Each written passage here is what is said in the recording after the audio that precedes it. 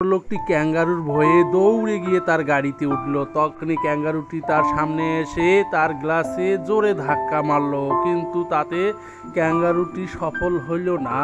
সে তৎক্ষণাৎ লোকটির গাড়ির পিছনে জোরে জোরে ছুটতে লাগলো, কিন্তু গাড়ির যত দ্রুত ছোটে ক্যাঙ্গারু তার থেকে বেশি ছুটে গাড়িটি ধরে ফেললো।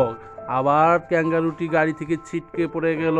এবার ক্যাঙ্গারুটি আরো জোরে দৌড়িয়ে গাড়িটি ধরে ফেলল এবং গাড়ির সামনে গিয়ে সে জোরে একটা গাড়ির সামনে থাবা মারলো।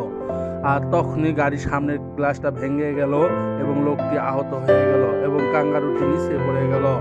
ঠিক এই মুহূর্তে এই যে লোকটির বাচ্চা আসলো সামনে এবং তাদেরকে দেখে লোকটি অনেক মর্মাহত হলো এবং চিন্তা ভাবনা করলো কিভাবে এই ক্যাঙ্গারুটিকে মারা যায়। এই জন্য সে 120 কিলোমিটার স্পিডে ক্যাঙ্গারুটিকে আঘাত করলো। আর তৎক্ষণাৎ ক্যাঙ্গারুটি এবং লোকটি সহ একটি পাহাড়ের নিচে পড়ে গেলে মারা গেল আর বাচ্চাগুলো বেঁচে গেল।